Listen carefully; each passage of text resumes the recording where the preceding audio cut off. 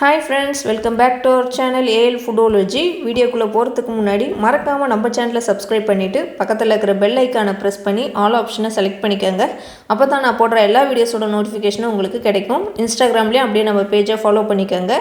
இன்னைக்கு ஒரு snacks recipe தான் செய்ய போறோம். மெதுவடை ரெசிபி. வாங்க எப்படி செய்யறதுன்னு பார்க்கலாம். இந்த உளுத்தம் வடை செய்யறதுக்கு நான் ஒரு 1/2 கப் அளவுக்கு உளுந்து எடுத்து ஊற வச்சிருக்கேன் கழுவிட்டு. நல்லா ஏற்கனவே வாஷ் பண்ணிவிட்டு அதுக்கப்புறம் ஊற வச்சுருக்கிறேன். இது ஒரு 1/2 மணி நேரத்துக்கு மேலே நான் ஊற வச்சுருக்கிறேன். உங்களுக்கு எவ்வளோ நேரம் வேணுமோ அவ்வளோ நேரம் நீங்கள் ஊற வச்சுக்கோங்க. நம்ம எவ்வளோ நேரம் ஊறுதோ அந்த அளவுக்கு வடை நல்லா வரும். இதை இப்போ நான் நல்லா மாவாக இது மாதிரி பேட்டராக அரைச்சிக்கிட்டேன். நீங்கள் மிக்சியில் வேணால் அரைச்சிக்கோங்க. நான் இட்லி மாவு அரைக்கும் போது கிரைண்டர்லேயே அரைச்சிக்கிட்டேன்.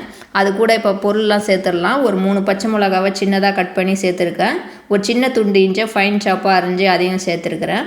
ஒரு வெங்காயம் சின்னதாக கட் பண்ணி அதையும் இதோடு சேர்த்துருக்கேன். என்கிட்ட கருவேப்பிலை இல்லை. நீங்கள் கருவேப்பிலை இருந்ததுன்னா அதையும் சின்னதாக பொடி பொடியாக கட் பண்ணி சேர்த்துக்காங்க.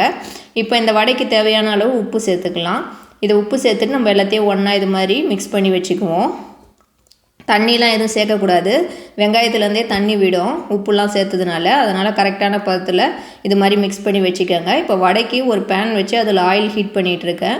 ஆயில் ஹீட் ஆன பிறகு வடை மாவு கொஞ்சமாக இது மாதிரி எடுத்து ஒரு நடுவில் ஓட்டை போட்டு அப்படியே அதில் நம்ம எண்ணெயில் போட்டுடலாம். நான் இது ஈவினிங் ஸ்நாக்ஸ்க்காக செஞ்சதால் அப்படியே கையிலேயே வடை செஞ்சு போட்டுட்டேன். உங்களுக்கு அப்படி கையில் செய்ய வரலன்னா நீங்கள் வாழை இலையிலையோ அப்படி இல்லைன்னா ஒரு பிளாஸ்டிக் கவர்லேயோ நல்ல எண்ணெய் தடவி இந்த ஷேப்புக்கு நீங்கள் வடையை வடை மாவில் இது மாதிரி வச்சு ரவுண்ட் பண்ணி அதுக்கப்புறம் எண்ணெயில் போட்டுக்கோங்க. அது செய்கிறது உங்களுக்கு ஈஸியாக இருக்கும்.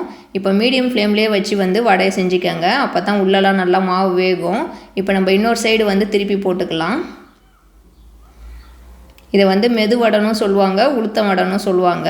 நான் கிரைண்டரில் மாவு அரைக்கும் போதே கொஞ்சம் அரிசியும் சேர்த்து அரைச்சதுனால இதில் அரிசி மாவு நான் எக்ஸ்ட்ரா சேர்க்கலை. அந்த கிரைண்டரில் அரைக்கிறப்பயே நான் அரிசி சேர்த்துட்டேன். உங்களுக்கு நீங்கள் மிக்சியில் அரைக்கிற மாதிரி இருந்தால் ஒரு 2 டேபிள் ஸ்பூன் அளவுக்கு அரிசி ஊற வச்சு சேர்த்துக்கோங்க. அப்படி இல்லைன்னா அரிசி மாவு இருந்தாலும் வடை செய்கிறப்போ சேர்த்துக்கோங்க. கொஞ்சம் கிறிஸ்பாகவும் நல்லா கலராகவும் கிடைக்கும். இப்போ நம்மளோட மெதுவடை சூப்பராக ரெடி ஆகிடுச்சு. இதை இப்போ நம்ம எடுத்துக்கலாம். ஆயில் நல்லா வடிகட்டிட்டு நம்ம எடுத்துக்குவோம். பாருங்கள், நல்லா சூப்பராக வந்திருக்கு பாருங்கள். கலராக கிறிஸ்பியாக பார்க்கவே நல்லா இருக்குது பாருங்கள். இப்போது நம்ம இருக்கிற எல்லா வடையும் எடுத்துடலாம். இதே மாதிரி இதுக்கு நமக்கு தேங்காய் சட்னி சூப்பராக இருக்கும். அதோட சைட் டிஷ்ஷாக சாப்பிட்றப்போ அதில் தொட்டு நம்ம சாப்பிட்லாம். நல்லா டேஸ்ட்டாக இருக்கும். இது மார்னிங் டிஃபனுக்கும் செய்வாங்க. ஈவினிங்கில் ஸ்நாக்ஸ் மாதிரியும் நம்ம இது மாதிரி இட்லி மாவு அரைக்கிறப்போ உளுந்து கொஞ்சம் எக்ஸ்ட்ரா சேர்த்து நம்ம இந்த மாதிரி மாவில் அரைச்சிக்கலாம். மீதி இருக்கிற மாவுலேயே நான் வடை செஞ்சுக்கிறேன். இப்போது மீதி இருந்த மாவில் செகண்ட் பேட்ச் வடை போட்டிருக்கேன். இது ரெடியான பிறகு எடுத்துகிட்டு சர்வ் பண்ணிவிட்டு காட்டுறேன் உங்களுக்கு.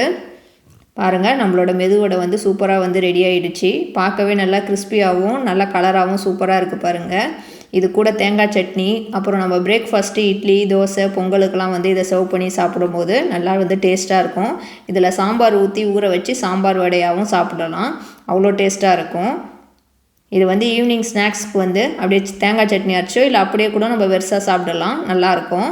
கண்டிப்பாக நீங்கள் இதை செஞ்சு பாருங்கள். ஆல்ரெடி எல்லாருக்கும் தெரியும். பிகினர்ஸ் யாருன்னா இதை பார்க்குறீங்கன்னா கண்டிப்பாக இதை மாதிரி செஞ்சு பாருங்கள். ஈஸி தான் செய்கிறது. செஞ்சு பார்த்துட்டு எப்படி இருந்துச்சுன்னு எனக்கு கீழே கமெண்ட்டில் சொல்லுங்கள். இந்த வீடியோ கண்டிப்பாக உங்களுக்கு பிடிக்கும்னு நினைக்கிறேன். பிடிச்சிருந்தா லைக் பண்ணிக்கோங்க. அப்படியே இந்த வீடியோவை உங்கள் ஃப்ரெண்ட்ஸ் அண்ட் ஃபேமிலிஸ்க்கும் ஷேர் பண்ணி விடுங்க.